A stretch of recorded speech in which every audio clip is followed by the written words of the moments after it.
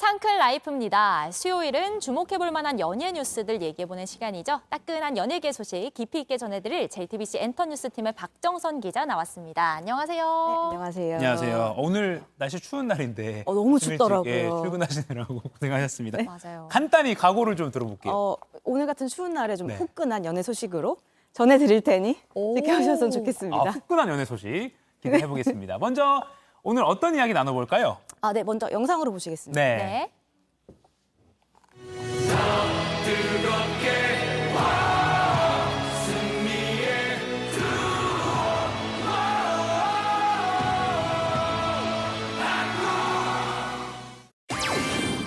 다들도 대한민국 후끈한 연애 소식이라고 했는데 막 불꽃이 있는 화면을 보여주시니까 진짜 좀 따뜻해지는 것 같은데요. 네. 방금 들으신 곡 국민응원곡 오필슨 코리아 주인공이 윤도현 씨가 이번에 새로 낸 곡이라고 들었어요? 네, 맞습니다. 이번 카타르 월드컵에서 네. 공식 앨범을 냈는데요. 더 뜨겁게 더 레지스라는 앨범에서 더 뜨겁게 한국이라는 곡을 불렀습니다.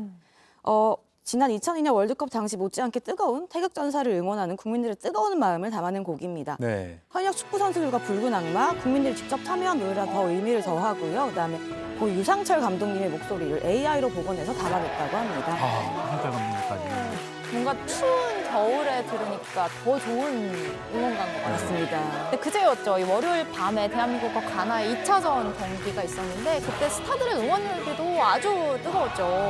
아주 뜨거웠습니다. 혹시 과몰입이란 단어 들어보셨나요? 과몰입? 네, 좀 지나치게 몰두한다? 맞습니다. 네. 스타들도 과몰입하시는 분들이 많더라고요. 네. 저희가 처음에 소개드릴 분은 그룹 하이라이트입니다. 네. 그룹 하이라이트는 입중계라는 되게 독특한 제목의 유튜브 라이브 방송을 통해서 팬들과 함께 랜선 관람을 했는데요. 네, 바로 저 지금- 모습이죠. 네. 입중계. 네. 하면은 아마 저작권 같은 때문에 못 보여주니까. 네네, 맞아요. 입으로만 토끼를. 맞아요. 그래서 네, 입중계구나. 맞습니다. 네. 맞습니다.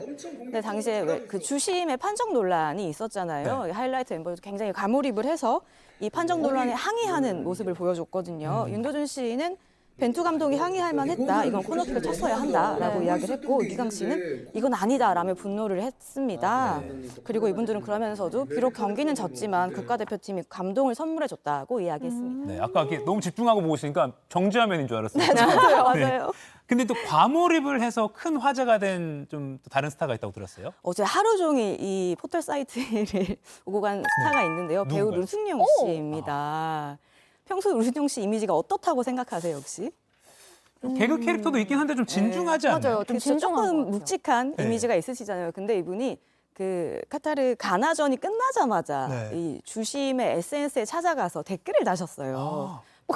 문어 머리 네. 세 개를. 문어 이모티콘 3개를 다셨더라고요. 아. 이게 또 바로 화제가 됐는데 사실은 그 주심이 헤어스타일 기억나세요? 네. 민머리. 네, 민머리신데 그러니까 그분에게 이 문어 이모티콘 좀 너무하지 않냐라는 지적이 좀 있기도 했습니다. 네. 그래서 바로 빛과 같이 삭제를 했더라고요. 네. 그러면서 유승용 씨는 바로 죄송하다, 생각이 짧았다라고 사과를 했습니다. 네. 그렇군요. 유승용 씨처럼 뭐 SNS에 응원하는 마음 표현하는 스타들 많은 것 같아요. 많죠. 유승용 씨를 또 이야기할 수밖에 없겠는데요. 가나전에서 2골이나 넣은 조규성 선수의 인스타그램에도 또 등장을 했습니다. 그래요. 이분이 무려 하트 이모티콘을 14개나 14개. 네, 문어를 14개나 3마리 얹으시더니 그러니까요. 이번엔 하트를.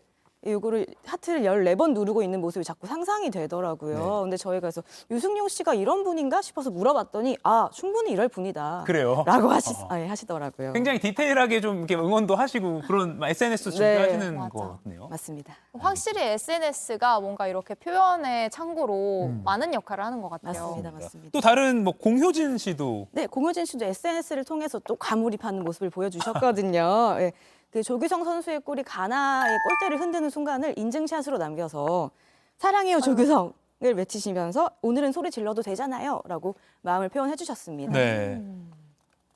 또 작사가 김이나 씨. 네, 작사 김이나 씨도 아주 솔직한 경기 후기를 남기셨더라고요. 이겼을 때 너무 짜릿한 만큼 졌을 때 허탈감이 너무 크다. 선수들은 오죽할까. 벤투 감독이 노발대발 하는데 너무 이해가 간다라는 말을 남기시면서 다음 포르투갈 경기에서 2점 차로 꼭 이기기를 염원하셨습니다. 네. 아. 이 김이나 씨가 이번에 조용필 씨 신곡 작사도 참여했거든요. 그래서 다음 키워드는 조용필 씨를 준비한 걸로 알고 있는데요. 영상으로 먼저 보시죠. 어쩐지 느낌이 달라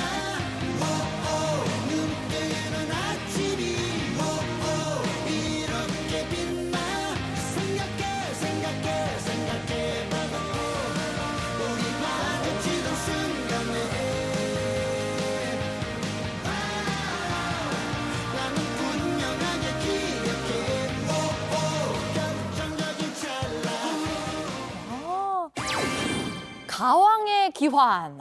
방금 전 영상 속에서 들은 이 노래 얼마 전 발표된 조용필 씨의 따끈따끈한 신곡입니다. 요즘 반응이 엄청 좋아요. 굉장히 팬이시라고 들었는데. 아, 네. 제 이메일 아이디, 회사 이메일 아이디가 가왕이에요. GAWANG. 입사할 때부터. 그럼 이번 신곡 이미 들어보셨겠네요. 이미 들었죠. 그 조용필 씨 팬으로도 제가 알고 있고 가혁 씨가 저희 회사의 가왕이거든요. 네, 그러세요? 그런 의미도 있어요. 나중에 기회가 되면 들려보겠습니다. 알겠습니다. 네, 자, 조용필 씨 신곡 노래 좀 더 피디님 틀어줄 수 있으신가요? 한번 들어보죠. 네. 이 노래가 이제 아까 찰나에 이어서 같이 나온 세렌게티처럼 맞습니다. 노래죠. 네, 맞습니다. 지금 가요계는 9년 만에 컴백한 조용필 씨 덕분에 들썩이고 있습니다. 저는 이분을 이렇게 소개를 하고 싶은데요. 지금 가장 트렌디한 음악을 하는 최고령 가수라고 소개를 하고 싶습니다. 2014년에 바운스라는 곡 기억나시죠? 네, 바운스. 맞습니다. 네. 그 곡으로 음악방송 1위를 하셨는데요. 네. 당시에 음악방송 1위를 한 최고령 가수라는 기록을 세웠고요. 이 기록은 아직 깨지지 않고 있다고 합니다. 그래서 바운스 이후에 이번 곡도 굉장히 트렌디해서 또 한 번 차트를 점령할 수 있을지 이목이 집중되고 있습니다. 지금 가사도 그곳을 향해서 뛰어가 보는 거야. 뭔가 희망을 주는. 맞습니다. 약간 축구팀에게도 메시지 같기도 네. 하고요. 저희 맞습니다. 얼마 전에 시작한 상암동 클라스에 대한 이런. 저희를 위한 노래죠. 네, 그렇습니다. 네, 맞습니다. 조용필 씨가 신곡을 발표하는 형식도 그 자체로 굉장히 트렌드했죠. 네, 맞습니다. 그간 조용필 씨는 총 19장의 앨범을 발매를 했는데요. 이번에는 정규 20집 발매에 앞서서 신곡 2곡만을 담은 싱글을 발매한 겁니다. 리드 싱글 격인 거죠. 근데 지금까지 조용필 씨가 이런 형식으로 발매를 한 건 최초라고 합니다. 그러니까 요즘 아이돌 그룹 같은 방식으로 발매를 한 거죠. 그 아까 들은 세렝게티처럼 이란 곡은 이게 1985년에 8집이죠. 킬리만자로의 표범. 바람처럼 왔다가 이슬처럼 갈 수 없잖아. 가왕이시네요. 역시 꼭 가왕. 냈습니다. 요거 이 노래를 좀 떠오르게 합니다. 맞습니다. 굉장히 또 연관이 있죠. 이 킬리만자로 산과 세렝게티 평원은 다 탄자니아의 명소이잖아요. 37년의 세월을 뛰어넘어서 가왕 조용필 씨의 노래에 등장을 하게 됐습니다. 탄자니아 정부는 킬리만자로의 표범이 한국의 자국의 명산이 한국에 잘 알려지자 1998년 조용필 씨에게 감사패를 수여한 적이 있는데요. 네. 이듬해에는 아예 현지로 초청을 한 적이 있습니다. 그 당시에 조용필 씨가 탄자니아 여행을 하고 와서 언론 인터뷰에서 탄자니아 여행에서 감동받은 세렝게티 평원을 소재로 노래를 부르고 싶다라고 말한 적이 있는데요. 이 꿈이 23년 만에 이뤄지게 된 셈입니다. 이 곡 가사를 쓴 김이나 씨는요.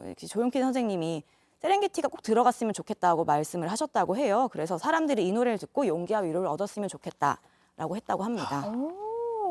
아니 진짜 사실 조용필 씨는 그러니까 나중 세대, MZ 세대들도 그분의 명곡을 많이 알고 있을 만큼 맞아요. 너무너무 주옥 같은 노래들이 많잖아요. 맞습니다. 지난 주말에 단독 콘서트를 열었다고 열었죠, 하는데 열었죠. 아니 신곡도 그렇고 그 명곡도 직접 들었을 생각을 하니까 얼마나 좋았을까요? 너무 부럽더라고요. 네, 말씀하신 것처럼 지난 주말에 26일과 27일 4년 만에 단독 콘서트를 열었습니다. 이곳은 K-팝의 성지라고 불리는 곳에서 콘서트를 열었는데요. 네. 올림픽공원 체조경기장에서 공연을 했습니다. 총 4회 공연 4만 명의 관객을 모았는데요. 무려 이게 30분 만에 매진이 됐다고 합니다. 지금 나가는 그림은 예전 과거 콘서트 장면입니다. 네, 맞습니다. 제가 직접 가서 취재를 해보지는 못했는데요. 네. 갔다 온 분들의 이야기를 좀 들으니 정말 열기가 방탄소년단의 콘서트 못지 않았다고 합니다. 그리고 호피무늬 셔츠를 입고 딱 등장을 하는데 이분이 오빠 부대의 창시자시잖아요. 그쵸. 왜 영화는 오빠인지를 너무나 잘 알겠는 장면이더라고요.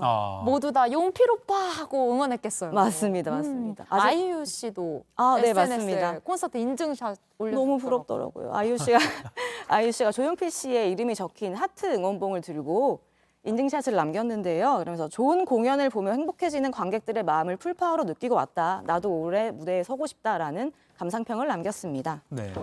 12월 3일과 4일에도 콘서트가 이어진다고 하니까요. 표 구하실 수 있는 분은 참 혹시 부럽습니다. 구하셨나요? 못 구했습니다. 네.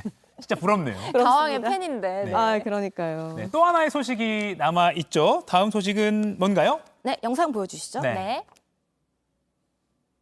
26년 만에 드라마 출연 축하드립니다. 최민식 선배님이 연기를 보는 게 굉장히 가슴 웅장해질 일이라고 생각을 해요. 민식 선배님이 저렇게까지 이렇게 분위기를 만들어 주시는 거에 최대한 나도 벅차지만 따라가야겠다라는 생각을 많이 했고 세 번째 키워드는 안방극장 접수하러 온 특급 배우들이군요. 어떤 얘기입니까? 영화계에서 강력한 티켓 파워를 자랑하는 분들이 드라마에 도전을 하고 있는데요. 예, 저희가 이번엔 최민식 씨 이야기를 좀 먼저 해보고 싶습니다. 최민식 씨는 OTT 플랫폼인 디즈니 플러스에서 오는 12월 21일에 공개되는 시리즈 카지노의 주인공을 맡았습니다. 아까 영상에서 보셨듯이 지금 가장 뜨거운 배우인 손석구 씨와 같이 호흡을 맞춘다고 합니다. 네. 이분의 드라마 출연은 지난 1997년 사랑과 이별 이후 무려 25년 만입니다. 오, 아니 이 드라마는 어떤 내용일까요? 카지노는 돈도 백도 없는 필리핀에서 카지노의 전설이 된 남자 차무식의 이야기를 그리는 드라마인데요. 이 차무식이 살인 사건에 휘말리면서 인생 최후의 베팅을 하게 되는 이야기를 그립니다. 정말 다양한 작품에서 다양한 캐릭터를 연기해본 최민식 씨가 차무식은 연기 인생에서 잊을 수 없는 인물이라고 말했을 정도이니 뭐 얼마나 재밌을지는 네. 짐작할 수 있겠죠. 와, 믿고 보는 영화 배우인데 드라마로도 만나볼 수 있다. 너무 네. 기대됩니다. 맞습니다. 그리고 아까 특급 배우들이었어요. 복수형이었단 말이죠. 또 어떤 분들이 안방극장에 찾아올까요? 저는 설경구 씨 이야기를 좀 드리고 싶은데요. 네. 설경구 씨도 드라마 돌풍에 출연을 한다고 합니다. 사실 한 달 전에는 뭐 출연을 좀 검토 중이다라는 보도가 나왔었는데요. 확인을 해보니 출연을 하시기로 결정을 했다고 합니다. 네. 이분은 1994년 데뷔를 했는데 그 이후에 생애 처음 드라마 출연입니다. 처음이에요? 네, 무려 30년 만이죠. 그러니까 전에 단역으로 출연을 하신 적은 있는데 정식 출연은 처음이고요. 돌풍에 대해서 좀 설명을 드리자면 대통령 권한대행을 맡고 있는 국무총리를 주인공으로 한 정치 드라마입니다. 김희애 씨와 함께 출연을 하고요. 박경수 작가의 작품인데요. 혹시 추적자나 펀치 보신 적 있으신가요? 펀치는 본 적이 있습니다. 전 못 봤습니다. 아, 네.